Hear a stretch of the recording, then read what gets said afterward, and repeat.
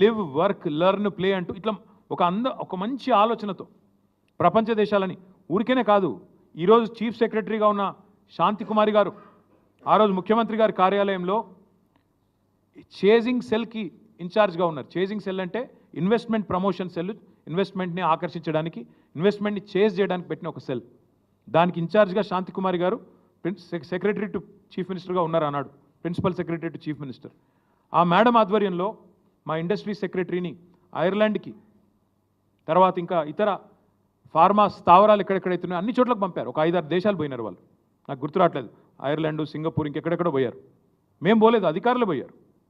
వాళ్ళని కూడా తిప్పి ఎట్లా పెట్టాలి మనం ఫార్మా అని చెప్పి ఆలోచన చేసి హైదరాబాద్ ఫార్మా సిటీకి మేము అంకురార్పణ చేయడం జరిగింది.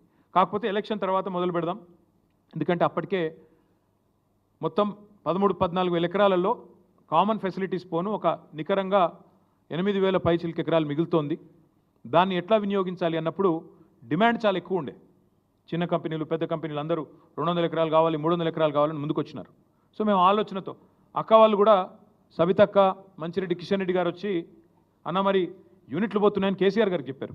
అన్న మరి యూనిట్లు వస్తాయంటున్నారు, రైతులకేమో వాళ్ళ హ్యాపీగా లేరు, పరిహారం విషయంలో కోపంగా ఉన్నారు, ఇంకా పెంచితే బాగుంటుందేమో అంటే కేసీఆర్ గారు నిర్ణయం తీసుకొని 1 ఎకరా భూమి పోతే వాళ్ళకి వెంటనే అక్కడ ప్లాటెడ్ ఏరియా, డెవలప్డ్ ఏరియా, ఒక హౌస్ సైట్ ఇవ్వండి, 1 ఎకరం పోతే 1 గుంటెడు జాగా వెంటనే మంచి డెవలప్డ్ లేఅవుట్లో ఇవ్వండి అంటే అక్క దగ్గరుండి మంత్రిగా అన్నాడు లేఅవుట్లు కూడా మేమే చేసినాం. 500 ఎకరాల్లో లేఅవుట్లు వేసినాం, కొంతమందికి పట్టాలు ఇచ్చాం. ఇవన్నీ కూడా చేసింది మా ప్రభుత్వం.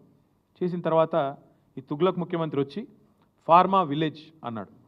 ఎందుకు చెప్తున్నా ఇదంతా నేపథ్యం మీకంటే, నిన్న కొడంగల్లో జరిగింది అదేదో కుట్రతోనో, అదేదో కువారంతోనో, ఇంకో దాంతోనో జరిగింది కాదు.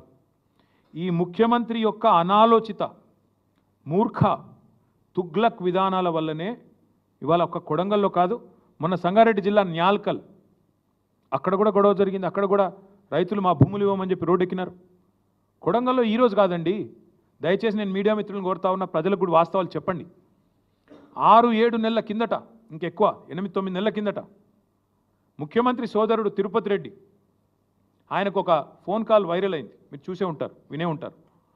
ఏమని, ఒక రైతు ఫోన్ చేసి తిరుపతి రెడ్డి గారిని అడుగుతున్నాడు, మేము ఎందుకు ఇవ్వాలా మా భూములు, ఇవ్వకపోతే ఏం చేస్తుంది ప్రభుత్వం అని గట్టిగా అడిగితే, తన్ని తీసుకుంటాం ఆయన అన్నమాట, తన్ని తీసుకుంటాం నా కొడక అని మాట్లాడినాడు ఆయన. ఉంది, వైరల్ ఉంది, ఆ వీడియో ఆడియో తీయండి, తప్పకుండా వినండి. అంటే ఇది 6-7-8 నెలల నుంచి నడుస్తున్న కథ, రగులుతోంది కొడంగల్. మధ్యలో రైతులు ఒక్కసారి కాదు, అన్ని పార్టీల దగ్గర పోయినారు. మా కాడికి కూడా వచ్చినారు, ఇక్కడనే నా దగ్గర కూడా వచ్చి నన్ను కూడా కలిశారు. తర్వాత బీజేపీ ఆఫీస్కి పోయినారు, అందరి దగ్గర పోయినారు, ముఖ్యమంత్రి గారిని కూడా కలిసినారు. కలిసి చెప్పినారు, సార్ ఇది మంచిది కాదు, విరమించుకోండి. మొత్తం లంబాడ రైతులు, అక్కడ గిరిజన రైతులు, గిరిపుత్రులు, వాళ్ళందరూ పోయి అడిగినారు. అడిగితే పట్టించుకోకుండా ఏకపక్షంగా మేమేదో రారాజులం, చక్రవర్తులం, కొడంగల్ ఏదో మా సామ్రాజ్యం, మేము ఏదనుకుంటే అది జరగాల అనే పద్ధతుల్లో ఇవాళ మీరు తీసుకున్న అనాలోచిత పిచ్చి నిర్ణయం వల్లనే కొడంగల్ రగులుతున్నది. రోమ్ నగరం తగలబడుతుంటే నీరో చక్రవర్తి ఫిడేలు వాయించిండంట, ఈయన కథ కూడా అట్లే ఉంది. ఇవాళ కొడంగల్లో అగ్గి అంటుకుంటే, కొడంగల్లో ఇవాళ 16 మంది రైతులు జైలుకు పోతే, కొడంగల్ ఎమ్మెల్యే, ఎన్నో ఆశలతో ప్రజలు గెలిపించిన ఎమ్మెల్యే, ముఖ్యమంత్రి అయి మమ్మల్ని ఉద్ధరిస్తారనుకుని గెలిపించిన ఎమ్మెల్యే ఎక్కడున్నాడండి నాకు అర్థం కాదు. మహారాష్ట్రలో ఢిల్లీ పెద్దలకు మూటలు మోస్తూ వాళ్ళకి ఇవాళ తాబేదారుగా ఇవాళ అక్కడ తిరుగుతూ ఉన్నాడు. నేను అడుగుతా ఉన్నా రేవంత్ రెడ్డిని, సొంత నియోజకవర్గంలో రైతులు ఆందోళన చేస్తుంటే, రైతులు అక్రమ అరెస్టులై జైలుకు పోతుంటే, మా నాయకుడు పట్నం నరేందర్ రెడ్డిని ఇవాళ ఒక టెర్రరిస్ట్ని ఇడ్చుకపోయినట్టు నేను తెలియక అడుగుతా ఉన్నా. కనీసం వాళ్ళ భార్యకు ఇన్ఫర్మేషన్ ఇచ్చిండ్రా? అరెస్ట్ వారెంట్ ఉందా? అసలు వాళ్ళు పోలీసులు మఫ్టీలో ఎత్తుకపోతారండి?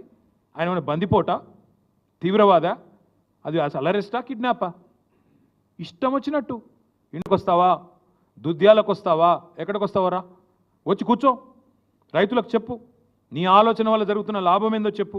ఇవాళ మా అందరికీ వచ్చిన అవగాహన, ప్రజలకు వచ్చిన అవగాహన ఒకటే, ఇవాళ ఈ భూసేకరణ పేరిట రేవంత్ రెడ్డి ప్రభుత్వం చేస్తున్నది దళిత, గిరిజన, బీసీల భూములను లాక్కొని వాళ్ళ అనుయాయులకు, వాళ్ళ కుటుంబ సభ్యులకు రియల్ ఎస్టేట్ పేరిట వ్యాపారం కోసం, రియల్ ఎస్టేట్ పేరిట వ్యాపారం చేసుకోవడానికి డబ్బులు సంపాదించుకోవడానికి చేస్తున్న ఒక కుట్ర.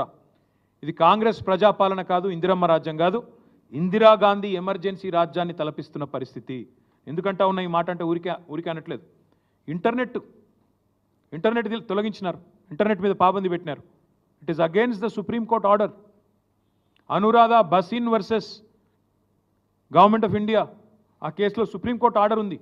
ఇంటర్నెట్ అట్లా నిషేధించడం అనేది కరెక్ట్ కాదు అని చెప్పి supreme court order, violation of supreme court ఇది. అదే మాదిరిగా నేను అడుగుతా ఉన్నా, ఏ రూల్ ప్రకారం ఇవాళ మా నరేందర్ రెడ్డి గారిని అరెస్ట్ చేశారండి? ఏ రూల్ ప్రకారం ఎత్తుకుపోయినారని కిడ్నాప్ చేసినారు? ఇవాళ ఆ రాజ్యాంగం ఏందో మేము కూడా అడుగుతా ఉన్నాం. ఇవాళ పేపర్లో చూస్తే నిజంగా బాధ అనిపించింది. ఆ రైతులను వాళ్ళు ఏదో తీవ్రవాదులు అన్నట్టు పాపం వాళ్ళ ఇళ్ల మీద పడి, ఇళ్లలో లేకపోతే పొలాల మీద పడి తెల్లారి అరెస్ట్ చేసిన ఒక రైతు కొడుకు పుట్టినరోజు. ఇవాళ ఆ తల్లి ఆ కొడుకు ఇద్దరు ఏడుస్తూ ఉన్నారు. ఒక కూతురికి అన్నప్రాసన, ఈరోజు ఆయనను దూరం చేసినారు. ఒక తల్లికి వైద్యం చేయించాల్సిన రైతు, ఆయన ఎత్తుకపోయినారు ఆ కొడుకుని. పరీక్షలు రాయాల్సిన పిల్లోని కూడా అరెస్ట్ చేసింది ఈ ప్రభుత్వం. అందుకే నేను అంటా ఉన్నా, ఇది మానవత్వం మరిచిన ప్రభుత్వం, మట్టి మనుషుల మీద క్రూరత్వాన్ని చూస్తున్న వికృత ఒక ప్రభుత్వం ఈ ప్రభుత్వం. ఈ భూదాహం ఏదైతే ఉందో నేనేదో ఓకే నిరాధారంగా చెప్పట్లేదు. ఏం జరుగుతూ ఉంది ఇవాళ అంటే ఈ రాష్ట్రంలో, ఇది ఒక్కసారి మీరు చూడండి. ఇది ఒక ఫార్మా కంపెనీ, మొన్న ఈ మధ్యనే పుట్టింది, మ్యాక్స్ బిఎన్ ఫార్మా కంపెనీ. దీని పేరు మ్యాక్స్ బిఎన్ ఫార్మా కంపెనీ. పుట్టింది ఇంకా 3-4 ఏళ్ళు అయినట్టుంది, 3-4 కాలే, సారీ 2020లో పుట్టినట్టుంది. Date of incorporation 2020. ఇందులో ఎవరున్నారా అంటే దీని main director, promoter Satyanarayana Reddy Goluguri. వీళ్ళెవరు? రేవంత్ రెడ్డి గారి అల్లుడు, రేవంత్ రెడ్డి గారు పిల్లనిచ్చిన అల్లుడు సత్యనారాయణ రెడ్డి గొలుగూరి. ఈ మ్యాక్స్ బిఎన్ ఫార్మా కంపెనీ విస్తరణ కోసం ఈ ఫార్మా విలేజ్లలో భూములు తీసుకొని దానికి అనుగుణంగా వాళ్ళ విస్తరణ కోసం సహకరించడానికే ఇదంతా చేస్తూ ఉన్నారు. ఇంకొక మాట, ఇందులోనే ఇదే మ్యాక్స్ బిఎన్ ఫార్మా కంపెనీలో ఇంకొక ఆయన ఉన్నాడు డైరెక్టర్, ఆయన పేరు అన్నం శరత్. ఈ అన్నం శరత్ అన్నట్టు అనేది కూడా ఇంట్రెస్టింగ్ ఇది ఉన్నది. మ్యాక్స్ బిఎన్ ఫార్మా కంపెనీ ఏమో వాళ్ళ అల్లుడు గారిది, అందులోనే ఇంకొక ఆయన ఉన్నాడు అన్నం శరత్.